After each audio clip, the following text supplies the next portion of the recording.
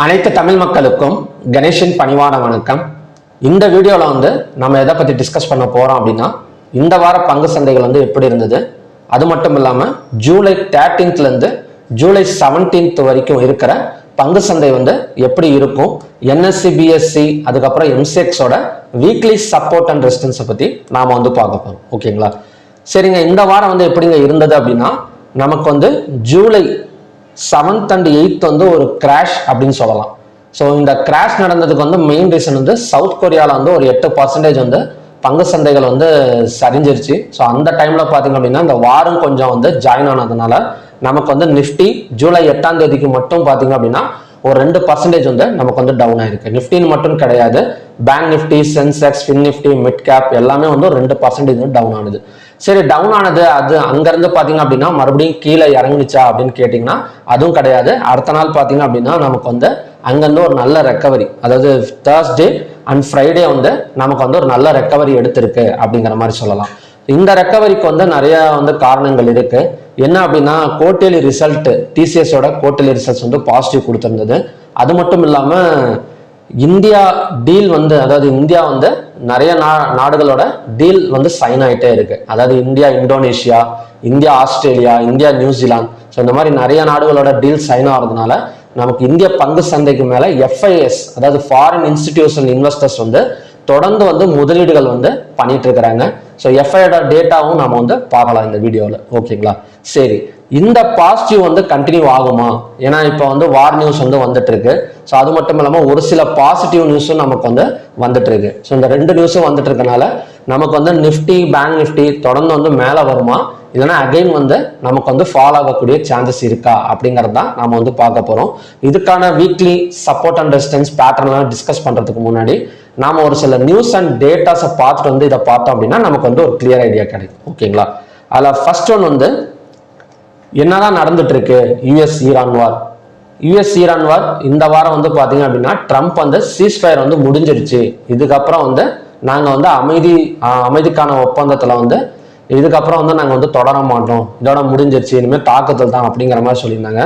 இப்ப Iran அறிவிச்சிட்டாங்க, straight of Hormuz நாங்க மூடிட்டோம் அப்படிங்கிற மாதிரி அறிவிச்சிட்டாங்க. ஸோ நீங்க மூணுனால நாங்க சும்மா இருப்போமான்னு சொல்லிட்டு அமெரிக்காக்காரங்க என்ன பண்ணியிருக்காங்க அப்படின்னா தாக்குதலை பண்ணியிருக்காங்க. மிலிட்ரி ஃபோர்ஸை கொடுத்து தாக்குதல் பண்ணியிருக்கிறாங்க. மறுபடியும் வார் ஸ்டார்ட் ஆயிடுச்சு அப்படிங்கிற மாதிரி நாம சொல்லலாம். ஓகேங்களா? இப்போ வார் ஸ்டார்ட் ஆனா என்னங்க நடக்கும் அப்படின்னா, வழக்கம் போலதான் ஒரு மாசம் 2 மாசத்துக்கு முன்னாடி எப்படி நடந்ததோ அதே மாதிரி தான் க்ரூட் ஆயில் எல்லாம் டிமாண்டுக்கு போகும். என்எஸ்சி பிஎஸ்சி எல்லாம் பாத்தீங்க அப்படின்னா நமக்கு கொஞ்சம் ஃபால் ஆகக்கூடிய சான்சஸ் இருக்கு. ஓகேங்களா? ஸோ வார் எப்படி இருக்கு அப்படின்னா இப்போ கொஞ்சம் ஸ்ட்ராங்கா போயிட்டு இருக்கு அப்படிங்கிற மாதிரி சொல்லலாம். இந்த வாரம் கூட நமக்கு ஒரு சில இடத்துல தான் நமக்கு ஸ்ட்ரைக்ஸ் எல்லாம் பண்ணிட்டு இருந்தாங்க. பட் இந்த தடவை பாத்தீங்க அப்படின்னா இப்போ 2 நாளா பாத்தீங்க அப்படின்னா பெரிய அளவுல ஸ்ட்ரைக்ஸ் நடந்துட்டு இருக்கு. ஓகேங்களா? அடுத்தது இந்தியா நியூசிலாந்து டீல் சைன் ஆயிருக்கு. இதுக்கு முன்னாடி இந்தியா இந்தோனேசியா, இந்தியா ஆஸ்திரேலியா, இப்ப தேர்டா பாத்தீங்க அப்படின்னா இந்தியா நியூசிலாண்டோட டீல் சைன் ஆயிருக்கு. இது 2030க்குள்ளார கிட்டத்தட்ட 35,000 கோடி ரூபாய் வரைக்கும் டார்கெட் வச்சிருக்காங்க. ஓகேங்களா? ஸோ இதுக்கு பாத்தீங்கன்னா 18 இம்பார்ட்டன்ட் டிசிஷன்ஸ் எடுத்திருக்காங்க. அது மட்டும் இல்லாம 10 அக்ரிமெண்ட்ல சைன் ஆயிருக்கு அப்படிங்கிற மாதிரி சொல்றாங்க. ஸோ இது ஒரு நல்ல விஷயம் தான். ஸோ ஆல்ரெடி இந்தோனேசியா, ஆஸ்திரேலியா அதுல சைன் ஆனதுனாலதான் நமக்கு எஃப்ஐஎஸ் தொடர்ந்து முதலீடுகள் பண்ணிட்டு இருக்காங்க. எஃப்ஐஎஸ்ஆ இருக்கட்டும், டிஏஎஸ்ஆ இருக்கட்டும்.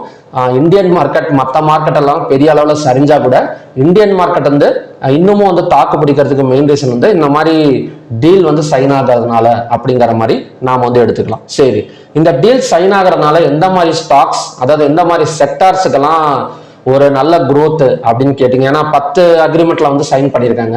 ஸோ இந்த 10 அக்ரிமெண்ட் எதை கம்பைன் பண்ணி வருது அப்படின்னா IT sector, textiles, engineering goods, so அதெல்லாம் பார்த்தீங்க அப்படின்னா இந்த டீல் சைன் ஆயிருக்கு. So IT sector, pharma, textiles இதெல்லாம் பார்த்தீங்க அப்படின்னா தொடர்ந்து நமக்கு மேலே வரதுக்கு சான்சஸ் இருக்கு. ஸோ எப்பவுமே ஒரு டீல் சைன் ஆகுது அப்படின்னா கண்டிப்பா எந்த செக்டார் அதுல இருக்கோ இல்லையோ ஐடி செக்டார் கண்டிப்பா இருக்கும். ஸோ ஐடி செக்டார் ஆல்மோஸ்ட் நமக்கு ஒரு 5 years லோ சப்போர்ட் எடுத்துட்டு மேலதான் வந்துட்டு இருக்கு.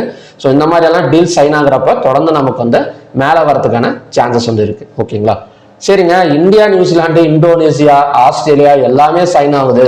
ஆனா நம்ம ரொம்ப எதிர்பார்த்துட்டு இருக்கிற இந்தியா யூஎஸ் டீல் ஏன் சைன் ஆகல அதாவது ஆல்ரெடி பாத்தீங்க அப்படின்னா அமைச்சர் வந்து சொல்லியிருந்தாரு, நாங்க வந்து 99% வந்து முடிச்சிட்டோம், இன்னும் 1% மட்டும்தான் பாக்கி இருக்கு, அதுவும் பேசி முடிச்சிட்டோம் அப்படின்னா ஈஸியா வந்து டீல் வந்து சைன் ஆயிடும் அப்படின்னு சொல்லியிருக்காங்க. இந்த டீல் வந்து பைலேட்டரல் ட்ரேட் அக்ரிமெண்ட் அப்படின்னு சொல்றாங்க. ஓகேங்களா? சரி, இது அந்த 1%ல என்னதான் பிரச்சனை இருக்கு அப்படின்னா, அதில் ஃபர்ஸ்ட் வந்து டாரிஃப் பிரச்சனை இருக்குங்க. அதாவது எக்ஸ்போர்ட் அண்ட் இம்போர்ட்ஸ்ல வந்து பாத்தீங்க அப்படின்னா அமெரிக்கா சைட்ல இருந்து நிறைய வந்து டாரிஃப் போடுறாங்க. அதனாலதான் இந்த டீல் வந்து இன்னமும் வந்து பேச்சுவார்த்தையில வந்து போயிட்டு இருக்கு. அது மட்டும் இல்லாம விவசாயம், அக்ரிகல்ச்சர், இப்ப அக்ரிகல்ச்சரை சேவ் பண்றதுக்காக இந்தியா வந்து இந்த டீலை வந்து ஹோல்டு பண்ணிருக்கு அப்படிங்கிற மாதிரி சொல்றாங்க. எதனால அப்படின்னா, இப்ப அமெரிக்கால வந்து அக்ரிகல்ச்சர் ப்ராடக்ட்ஸ் வந்து அதிகமா வந்து திணிக்கிறாங்க இந்தியா மேல. ஸோ எங்க நாடோட இதை வந்து நீங்க வந்து நாங்க எக்ஸ்போர்ட் பண்றோம் அப்படிங்கிற மாதிரி நிறைய சொல்றாங்க. ஸோ அந்த மாதிரி அமெரிக்கால இருந்து அக்ரிகல்ச்சர் ப்ராடக்ட்ஸ் எல்லாம் நிறைய வந்துருச்சுன்னு வச்சுக்கோங்களேன். அப்ப இந்தியாவில் இருக்கிற விவசாயிகள் நிலைமையெல்லாம் கொஞ்சம் கேள்விக்குறியாயிடும். ஸோ அந்த ஒரு காரணத்துக்காக தான் இந்த டீலை வந்து இவங்க வந்து ஹோல்டு பண்ணி வச்சிருக்காங்க. ஓகேங்களா? ஸோ அதுக்கப்புறம் பாத்தீங்க அப்படின்னா முக்கியமா வந்து டாரிஃப், அதுக்கப்புறம் இந்த ஃபார்மர்ஸோட பிரச்சனை, இந்த ரெண்டுக்கும் மட்டும்தான் டீல் வந்து சைன் ஆகிறது தள்ளி போயிட்டே இருக்கு. ஸோ இதை வந்து சைன் பண்ணிடலாம், ஆனால் லாங் டேர்மா பாக்குறப்ப இது வந்து நிறைய பிரச்சனைகள் வந்து கொடுக்கறதுக்கு சான்சஸ் இருக்கு. ஓகேங்களா? அந்த ஒரு காரணத்துக்காக தான் அந்த 1% மட்டும் ஹோல்டு பண்ணியிருக்காங்க.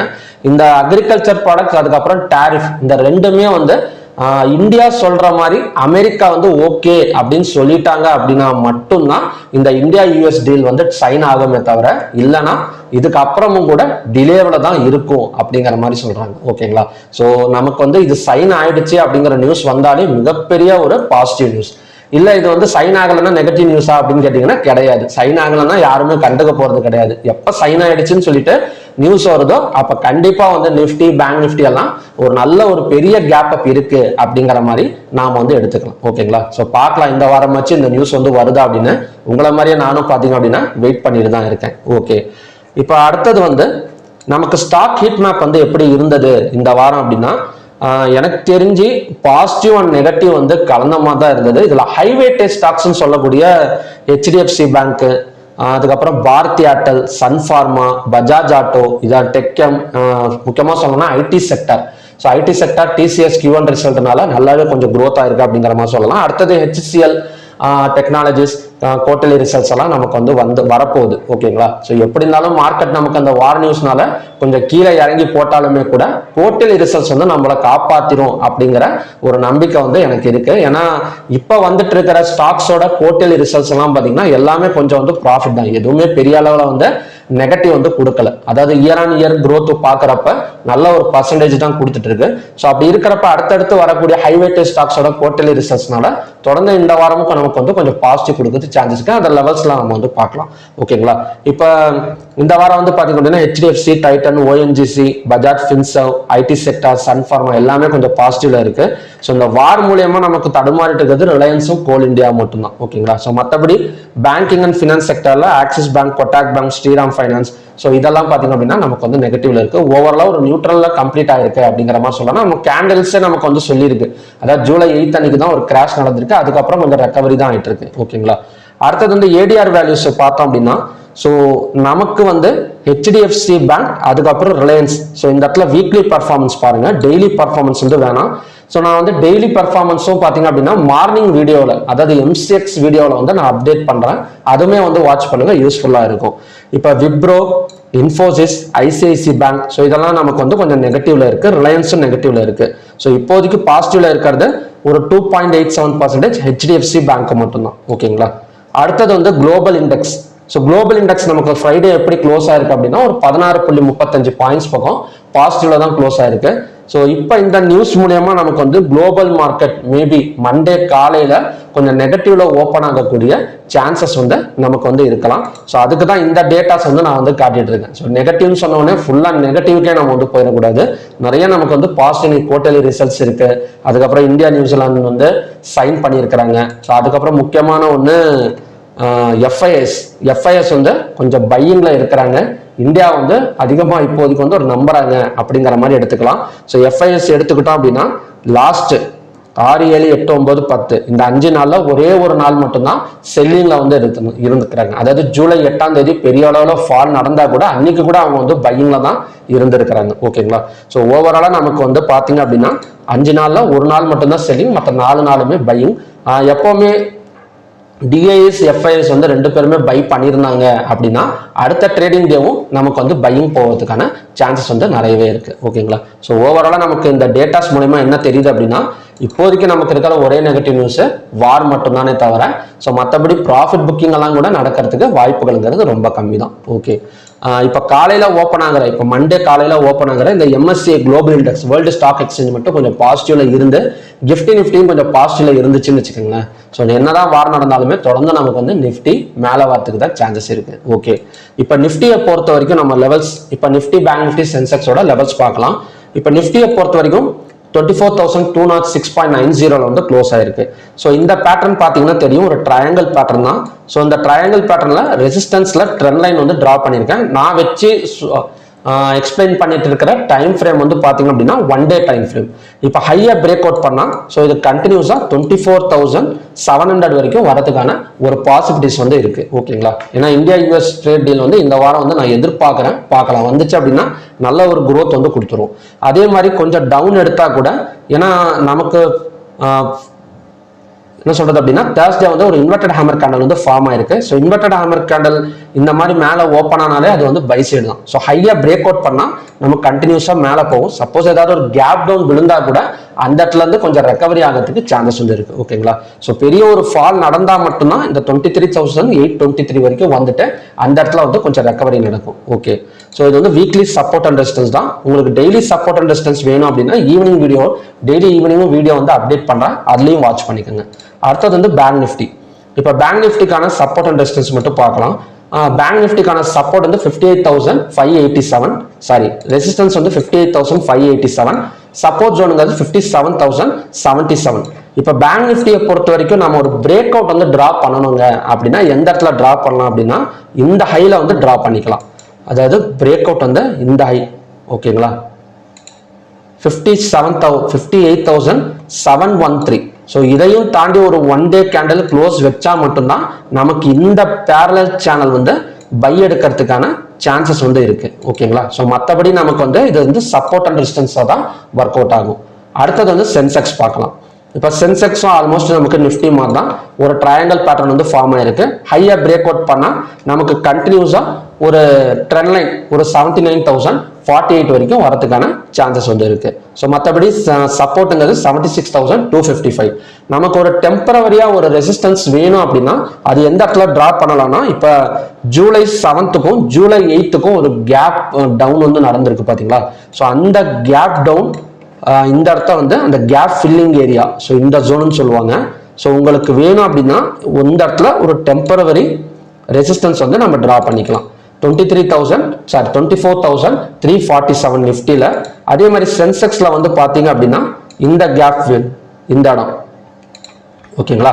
ஏன்னா இந்த இடத்துல இருந்து கேண்டில் நமக்கு இவ்வளவு தூரம் வர்றப்ப இந்த கேப் வந்து ஃபில் பண்ணிடும். ஸோ 78,031 ஒரு டெம்பரவரி ரெசிஸ்டன்ஸா வந்து நமக்கு வந்து ஒர்க் அவுட் ஆகும். ஓகேங்களா? அடுத்தது வந்து நம்ம க்ரூட் ஆயிலுக்கு போயிடலாம். ஸோ க்ரூட் ஆயிலுக்கு போறதுக்கு முன்னாடி USD INR எல்லாம் எப்படிங்க இருக்கு அப்படின்னா USD INR பொறுத்த வரைக்கும் போன வாரம் ஃபுல்லாமே ஒரு நியூட்ரல் தான். ஒரு ஸ்ட்ராங் சைடும் போகல, ஒரு வீக் சைடும் போகல.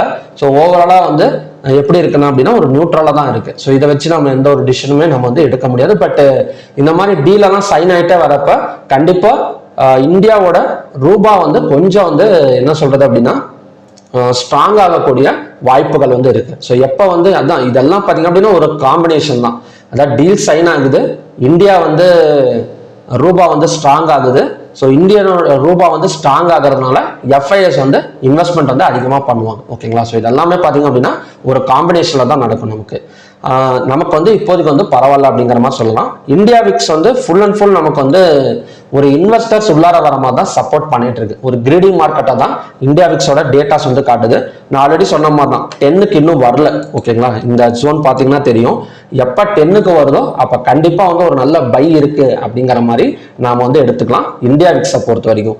ஸோ இந்த 10 எல்லாம் பிரேக் அவுட் பண்ணாதுங்களா அப்படின்னா ஏதாவது ஒன்று பெருசா என்ன சொல்றதுன்னா 10 பிரேக் அவுட் பண்ணா அந்த இடத்துல இன்னும் பெரிய நியூஸ் என்ன ஒன்று வந்து அந்த இடத்துல இன்னும் கிரீடியா வந்து மக்கள் இருக்கிறாங்க அப்படிங்கிற மாதிரி எடுத்துக்கலாம். பட் 10 வந்தாலே அதே வந்து போதும் நமக்கு ஒரு என்ன சொல்றது அப்படின்னா ஒரு ப்ரெடிக்ஷன் வந்து பண்றதுக்கு. ஓகேங்களா? ஸோ ஓகே ஃப்ரெண்ட்ஸ், இதுதான் பார்த்தீங்கன்னா ஜூலை 13 to ஜூலை 17 வரைக்கும் இருக்கிற ஒரு என்எஸ்சி பிஎஸ்சி மார்க்கெட்டோட கண்டிஷன்ஸ். அடுத்தது நம்ம எம்சிஎக்ஸுக்கு போயிடலாம். இப்போ க்ரூட் ஆயில் என்னதாங்க நடக்கும் அப்படின்னா, நமக்கு வாரனால க்ரூட் ஆயில் வந்து டிமாண்ட் போகிறதுக்கான சான்சஸ் வந்து இருக்கு. ஸோ இருந்தாலுமே நம்ம வந்து ஒரு சப்போர்ட் அண்ட் ரெசிஸ்டன்ஸ் மட்டும் டிரா பண்ணிக்கலாம். பட் மண்டே வந்து நம்ம எப்படி வந்து க்ரூட் ஆயிலை பார்க்கலாம் அப்படின்னா, ஒரு டோஜி கேண்டல் மாதிரி ஃபார்ம் ஆயிருக்கு. ஸோ நமக்கு வந்து ஒரு என்ன சொல்றதுன்னா, ஒரு வாலட்டிலிட்டி எடுத்தது நமக்கு ஃப்ரைடேவே நம்ம வந்து பார்த்துருப்போம். ஹையா பிரேக் அவுட் பண்ணா பை சைட் கன்ஃபர்மேஷன், லோவா பிரேக் அவுட் பண்ணா செல் சைட் கன்ஃபர்மேஷன். ஸோ சிம்பிளா நம்ம வந்து டிசைட் பண்ணிடலாம். இப்போ க்ரூட் ஆயிலோட ஃப்ரைடே ஹைன்னு எடுத்துக்கிட்டோம்னு வச்சுக்கோங்களேன். ஸோ ஃப்ரைடே ஹை வந்து 6995. அதே மாதிரி லோ வந்து பாத்தீங்க அப்படின்னா 6774. ஸோ இந்த இடத்துல நம்ம இப்படிதான் வந்து டிசிஷன் எடுத்தாகணும். ஏன்னா ரெசிஸ்டன்ஸ் பக்கத்துலையும் கிடையாது, சப்போர்ட் பக்கத்துலையும் கிடையாது. இப்போ நமக்கு வந்து எப்படி இந்த வார நியூஸ் படி காலையில ஓப்பன் ஆகிற WTI க்ரூட் ஆயில் வந்து ஒரு $3 வந்து பாசிட்டிவ்ல இருக்குன்னு வச்சுக்கோங்களேன். அப்ப கண்டிப்பா வந்து ஒரு கேப் அப் வந்து நடக்கிறதுக்கு சான்சஸ். அந்த கேப் அப் எவ்வளவு தூரம் போகும் அப்படின்னா, அடுத்த ரெசிஸ்டன்ஸ் 7289 வரைக்கும் நாம வந்து எக்ஸ்பெக்டேஷன் பண்ணலாம். இதே வந்து இந்த லோவை பிரேக் அவுட் பண்ணது அப்படின்னா 6427 வரைக்கும் நாம செல்லிங் சைடு வந்து நாம வந்து எக்ஸ்பெக்ட் பண்ணலாம். மேக்ஸிமம் செல்லிங் சைடு ஓப்பன் ஆகக்கூடிய சான்சஸ்ங்கிறது ரொம்ப கம்மி தான். அடுத்தது வந்து நேச்சுரல் கேஸ். இப்போ நேச்சுரல் கேஸ் மட்டும்தான் நமக்கு வந்து ஒரு செல் சைடு பிரேக் அவுட் வந்து நடந்திருக்கு. எப்பவுமே இந்த வார் நியூஸ் வந்து அதிகமாக வந்து நேச்சுரல் கேஸுக்கு வந்து என்ன சொல்றது அப்படின்னா பாதிக்காது. ஏன்னா வார் நியூஸ் வந்து க்ரூட் ஆயில், கோல்டு, சில்வர் இதெல்லாம் சேர்ந்து கம்பைன் ஆகி ஒரு பக்கம் போயிட்டு இருக்கும். பட் நேச்சுரல் கேஸ் மட்டும் எப்படி அப்படின்னா, அதுக்கு இதுக்கு சம்மந்தமே இல்லாத மாதிரி நமக்கு வந்து ஆப்போசிட் டைரக்ஷன்ல போக ஆரம்பிச்சிடும். ஓகேங்களா? ஸோ நேச்சுரல் கேஸை பொறுத்த வரைக்கும் ஒரு வெதர் நியூஸ் தான் ரொம்ப வந்து என்ன சொல்றது அப்படின்னா ஒரு இம்பாக்டை வந்து கொடுக்கும். ஸோ அந்த வெதர் நியூஸ் எல்லாம் நம்ம எங்கெங்க போய் பார்க்கறது அப்படின்னா, ஜஸ்ட் நம்ம oilprice.com இருக்கு. ஓகேங்களா? ஸோ இந்த oilprice.comலயே உங்களுக்கு வந்து பிரேக்கிங் நியூஸ்னு இருக்கும். ஸோ இதில் பார்த்தீங்க அப்படின்னா நமக்கு வந்து ஒரு 10 நாளோ 20 நாளோ ஒரு மாசத்துலயோ அப்பப்போ அந்த வெதர் நியூஸ் வந்து கொடுப்பாங்க. ஸோ அதை நம்ம வாட்ச் பண்ணிக்கிட்டே தான் இருக்கணும். இதுக்கு ஏதாவது நோட்டிஃபிகேஷன் மாதிரி இருக்கா, அது வர்றப்ப எனக்கு நோட்டிஃபிகேஷன் பண்ணிருமா அப்படின்னா அப்படிலாம் கிடையாது. நம்ம டெய்லி இந்த வெப்சைட்டை ஓப்பன் பண்ணி நம்ம கண்டிப்பாக வந்து வாட்ச் பண்ணி தான் ஆகணும், நேச்சுரல் கேஸ் ட்ரேட் பண்றவங்க. ஓகேங்களா? ஸோ இப்போ நேச்சுரல் கேஸை பொறுத்த வரைக்கும் ஒரு பிரேக் அவுட் நடந்திருக்கு, ஒரு செல் சைட் பிரேக் அவுட்னு எடுத்துக்கலாம். ஸோ இந்த இடம் பார்த்தீங்க அப்படின்னா ஒரு எம் பேட்டர்ன். ஓகேங்களா? ஸோ ஒரு எம் பேட்டர்ன் டைப்ல ஒரு பிரேக் அவுட் நடந்திருக்கு. நெக்ஸ்ட் ரெசிஸ்டன்ஸ்ங்கிறது 286.1. சப்போஸ் லோவா பிரேக் அவுட் பண்ணா கூட 253.6. நெக்ஸ்ட் ரெசிஸ்டன்ஸ்ங்கிறது 286.1ல இருந்து நமக்கு அகைன் வந்து கீழே இறங்கிறதுக்கு சான்சஸ் இருக்கு. அடுத்தது வந்து கோல்ட் அண்ட் சில்வர். இப்போ கோல்ட் அண்ட் சில்வரை பொறுத்த வரைக்கும் ஒரு 1 வீக்காவே நான் சொல்லிட்டு தான் இருக்கேன், கோல்டு வந்து ஒரு நல்ல பை இடத்துல தான் இருக்கு அப்படிங்கிறத நம்ம பார்த்துட்டு இருக்கோம். ஒரு டெக்னிக்கல் வைஸாகவும் பார்த்துட்டு இருக்கோம், ஒரு நியூஸ் வைஸா எடுத்துக்கிட்டா கூட சரி வார் மறுபடியும் வந்து ஸ்டார்ட் ஆகுது அப்படிங்கிறதுனால நமக்கு கோல்டு மறுபடியும் டிமாண்ட் கொடுக்கலாம் அப்படின்னு கூட நம்ம எடுத்துக்கலாம். ஸோ ரெண்டுமே பார்த்தீங்க அப்படின்னா நமக்கு வந்து கோல்டு டிமாண்ட் சைடு தான் காட்டுது. பட் பெரிய மூவ்மெண்ட் இல்லை, வால்யூம் இல்லை இந்த வாரம் அப்படிங்கிற மாதிரி சொல்லலாம். ஓகேங்களா? ஸோ கோல்டு இப்போ இருக்கிற ஜோன் படி நாம வந்து சப்போர்ட், அதுக்கப்புறம் பார்த்தீங்கன்னா பிரேக் அவுட் லெவல், இந்த ரெண்டு மட்டும் பார்க்கலாம். ரெசிஸ்டன்ஸ்ங்கிறது இப்போதைக்கு வேணாம். ஸோ கோல்டு MCX ஃபியூச்சர்ஸ்ல 1,40,527 தான். ஸோ நமக்கு கம்மிங் வீக்குக்கான ஒரு ஸ்ட்ராங் சப்போர்ட் ஜோன். அதே மாதிரி break out point 1,48,109 break out பண்ணா நமக்கு கண்டினியூஸா கோல்டு கொஞ்சம் மேல வரதுக்கு சான்சஸ் இருக்கு. ஓகேங்களா? பட் இப்ப சென்ட்ரல்ல தாங்க இருக்கு. இப்ப இந்த இடத்துல இருந்து நமக்கு எப்படி வந்து ஒரு மூவ்மெண்ட் வந்து எதிர்பார்க்கலாம் அப்படின்னா, நம்ம க்ரூட் ஆயிலுக்கு சொன்ன மாதிரி தான், ஒரு ஹையா பிரேக் அவுட் பண்ணா பை சைடு, லோவா பிரேக் அவுட் பண்ணா செல் side, up to support and break up levels. ஓகேங்களா? அடுத்தது வந்து சில்வர் பார்க்கலாம். சில்வர் அதே மாதிரி தான். சில்வருக்கான டபுள் பாட்டம் சப்போர்ட் வந்து 55.613. ஓகே இதில் டிரா பண்ணினா இது வந்து பிரேக் அவுட் லெவல். சில்வரோட MCX டபுள் பாட்டம் இல்லை, triple bottom 2,10,300. Buy side break out லெவலுங்கிறது 2,38,577. காப்பர் எல்லாம் எடுத்துக்கிட்டோம் அப்படின்னா நல்ல ஒரு ட்ரெண்ட் லைன் பிரேக் அவுட் அப்படிங்கிற மாதிரி சொல்லலாம். ஸோ லாஸ்ட் வீக்கே நம்ம வந்து பார்த்துருந்தோம், இந்த ட்ரெண்ட் லைன் பிரேக் அவுட் ஆனால் காப்பர் வந்து கொஞ்சம் டவுன் ஆகும். அது மட்டும் இல்லாமல் 1244ல ஒரு சப்போர்ட் எடுக்கும் அப்படின்னு. எக்ஸாக்டா இந்த இடம் பார்த்தீங்க அப்படின்னா நமக்கு இங்கேருந்து ஒரு 50 பாயிண்ட் மேலே வந்து இந்த இடத்துல ஒரு பிரேக் அவுட்டும் கொடுத்துருக்கு. ஸோ ஹையா பிரேக் அவுட் பண்ணால் காப்பர் கண்டினியூஸா இன்னும் ஒரு 40-50 பாயிண்ட் வந்து இந்த வாரம் கொடுக்கறதுக்கு சான்சஸ் வந்து இருக்கு. ஓகேங்களா? ஸோ ஓகே ஃப்ரெண்ட்ஸ், இதான் பார்த்தீங்கன்னா கம்மிங் வீக்குக்கான வீக்லி சப்போர்ட் அண்ட் ரெசிஸ்டன்ஸ். இது வந்து இன்ட்ராடேக்கான சப்போர்ட் அண்ட் ரெசிஸ்டன்ஸ் கிடையாது, வீக்லி சப்போர்ட் அண்ட் ரெசிஸ்டன்ஸ். ஓகேங்களா? ஸோ ஓகே ஃப்ரெண்ட்ஸ், பார்க்கலாம். 3 நாடுகளோட டீல் வந்து சைன் ஆயிருக்கு. இன்னும் எப்படியும் பார்த்தீங்க அப்படின்னா யூஎஸோட டீல் வந்து எதிர்பார்த்துட்டு இருக்கோம். அது வந்தது அப்படின்னா நிஃப்டி வந்து கண்டிப்பா ஒரு நல்ல ஒரு ஹை வந்து வரதுக்கான சான்சஸ் வந்து நிறையவே இருக்கு. ஓகேங்களா? ஸோ என்னதான் நமக்கு வந்து ஒரு சின்ன சின்ன கேப் டவுன்ல ஓப்பன் ஆனாலும் நமக்கு குவார்டர்லி ரிசல்ட்ஸ் காப்பாற்றலாம், யூஎஸ் டீல் வந்து காப்பாற்றலாம். இந்த யூஎஸ் டீல் கூட கொஞ்சம் டவுட்னு வச்சுக்கலாம், பட் குவார்டர்லி ரிசல்ட்ஸ் காப்பாத்திரும் அப்படிங்கிற ஒரு நம்பிக்கை வந்து எனக்கு இருக்கு. அது மட்டும் இல்ல எஃப்ஐஎஸோட பையிங் கண்டிஷன் இந்த 3 வச்சு பார்க்குறப்ப இந்த வாரமும் கொஞ்சம் வந்து நம்ம பை வந்து எக்ஸ்பெக்ட் பண்ணலாம். ஸோ ஓகே ஃப்ரெண்ட்ஸ், இந்த வீடியோ உங்களுக்கு பிடிச்சிருக்குன்னு நினைக்கிறேன். மறக்காம சப்ஸ்கிரைப் பண்ணிட்டு போங்க. உங்களுக்கு ஏதாவது டவுட் இருந்தது அப்படின்னா கமெண்ட் செக்ஷன்ல வந்து டைப் பண்ணுங்க. நீங்க வந்து கிளாஸ்ல ஆன்லைன் கிளாஸ்ல ஜாயின் பண்ணோம் அப்படின்னா என்னோட வீடியோ டிஸ்கிரிப்ஷன்ல அப்கமிங் கிளாஸஸ் அப்படின்னு சொல்லிட்டு ஒரு லிங்க் வந்து கொடுத்துருக்கேன். ஸோ அந்த லிங்க் கிளிக் பண்ணி நீங்க கிளாஸ் வந்து ஜாயின் பண்ணிக்கலாம். மறுபடியும் பாத்தீங்க அப்படின்னா இன்னும் நல்ல ப்ரிடிக்ஷன் வீடியோ நான் உங்களை மீட் பண்றேன். Thank you very much.